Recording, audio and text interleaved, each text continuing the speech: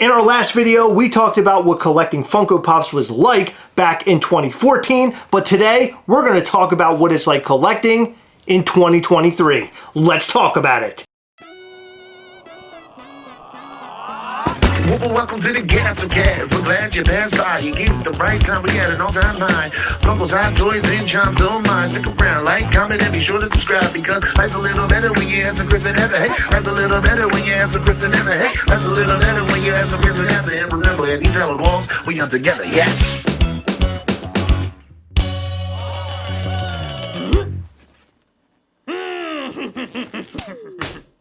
Okay, so way back in 2014, collecting Funko Pops was good. We loved it all the way up until about 2019, and that's when the road got real rocky. I love Rocky Road though. Chocolate, almonds, marshmallows. You are so lame. You make this video so lame, and now you're making it gross.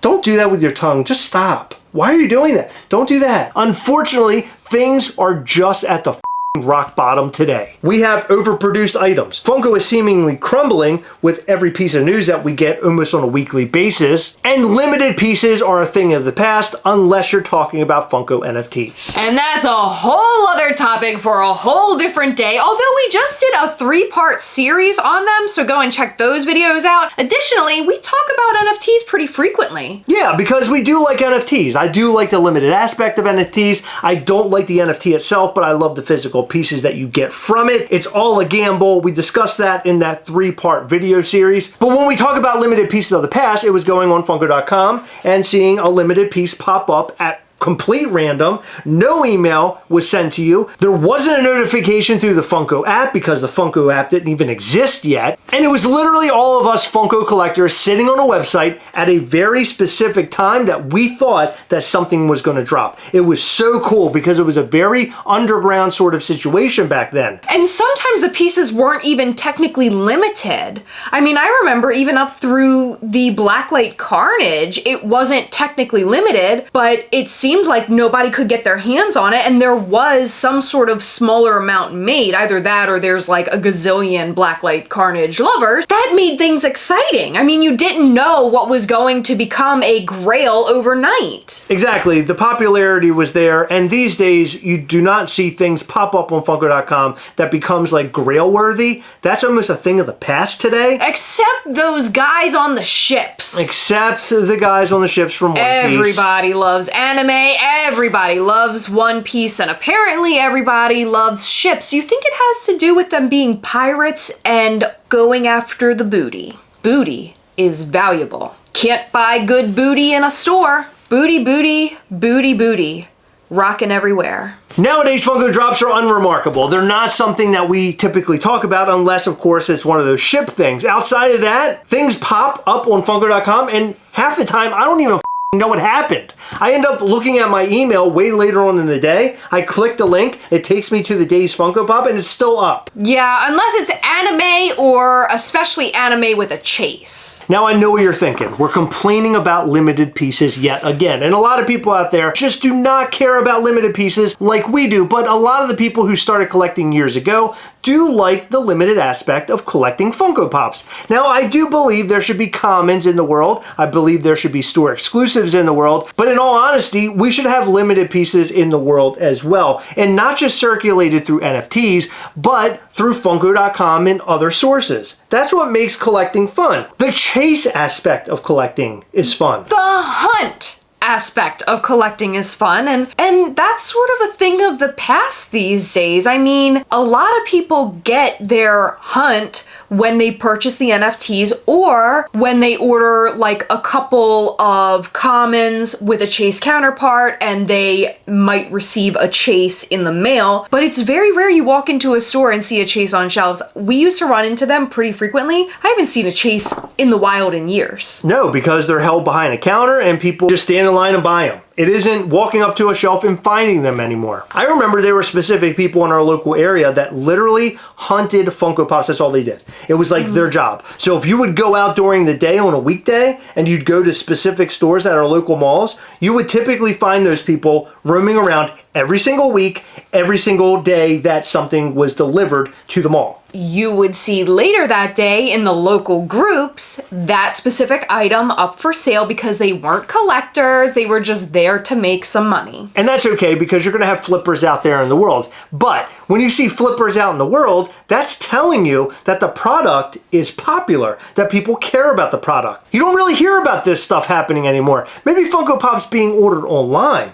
but not necessarily making people flock to the stores. When was the last time there was a release in store where people were all over the internet, all over social media, talking about, oh my God, it's releasing this week and I want to go to the store and buy it? Because I know which one it is. What one is it? The Venom Black Light set from Target. It was all the thrill of the hunt when that thing originally released, but what we found out over the last couple of years is that since the pandemic, Funko has been overproducing the out of the Funko Pops. And it turns out in their last earnings call, they discussed not making as much of each figure as they have been, which is a very good direction for Funko because you need to bring back that limited sort of fun aspect to collecting outside of the Funko NFTs. And I've seen this increase in people wanting to sell their collections. A lot of people in the Facebook groups are asking who buys collections in this area, or like what's the best way of selling my collection. And I've heard from friends who own these stores who do purchase collections that there's been like a crazy influx of people selling their stuff. And I think a lot of it has to do not necessarily with people wanting the money from it, but just people wanting to get out of it because they don't really see it going anywhere. But I understand the direction that Funko may be going according to their last earnings call, and I'm pretty optimistic about it. Well, the third video will be all about where we think Funko is going and where we would like to see Funko go.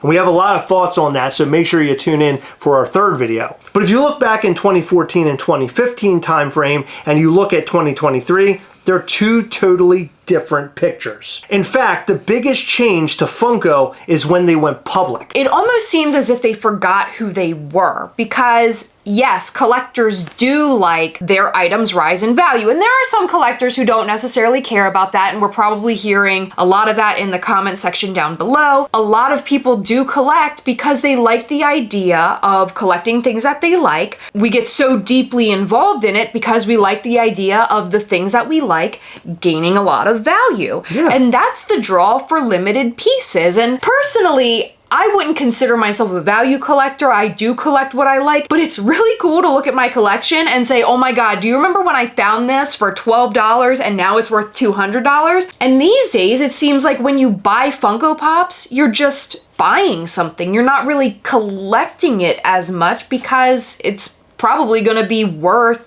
less than what you paid for it next year. And Funko really started off as being little desk ornaments, but it turned into people designing shrines in their home to these things, walls full of Funko Pops, and people would refer to some of their Funko Pops in their shrine as their grails, and they would show them off to their friends. Look what I found and look how awesome it is. Look at the value of this Funko Pop I bought a month ago. It became much bigger than just being a desk ornament. But now they're starting to reach right back into the desk ornament phase. Now people are just not going to give a shit.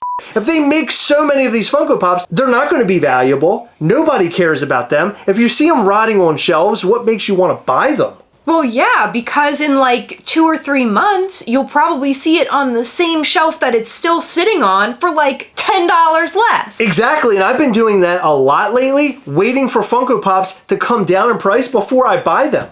And nobody ever did that because back when we started, if you didn't buy it today, it would be gone. Exactly. FOMO would take a hold of you. FOMO doesn't seem to be here no more. Aside from all of that, I've also noticed that the community has changed drastically. A lot of our friends that we were collecting with over the years have completely dropped out. It feels like every week, one of our friends is getting away from Funko Pops entirely. Not saying they're not sticking to collectibles, but they're just getting out of Funko Pops altogether. And that's not a good sign. As Heather mentioned, this is something that we're seeing across the board. And if we ever said that Funko was dead, right now is probably the time that we mean it the most, because it's looking really dire. The special, the fun, the interesting, and the limited seems to be all gone unless you wipe everything else away and look specifically at NFTs. And even NFTs are sort of getting tired because Funko keeps pumping out series left and right of these things. It's insane the amount of NFTs they're doing right now. And if you hate NFTs now, expect to hate them even more later, because as Funko grows the NFT business,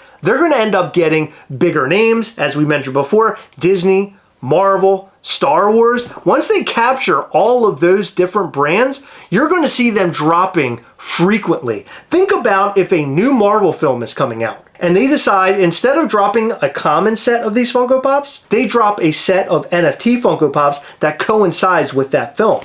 Whew, look out, Funko collectors. That's going to be insane. And I'm not saying that's going to happen. I'm saying that's a possibility. Because if Funko sticks to the NFT thing as hard as they have been, we're going to see them doing all sorts of crazy shit with NFTs. Because as we mentioned before, Funko isn't just making money on card packs. They're making money on the secondary market. They're making a ton of money across the board. And while they're doing it, they're undermining all of the collectors in their fine print. In the fact that if your Funko Pop is lost or damaged, they only give you a $30 credit. That's somewhere in the fine print. And I feel like that's just taking advantage of us. Everything to do with Funko these days, it just feels wrong and it feels dirty. Okay, so let's get off the topic of Funko screwing us really hard with NFTs. So we painted a picture here. It's sort of erratic and all over the place, but we're noticing community issues. The dwindling of Funko collectors.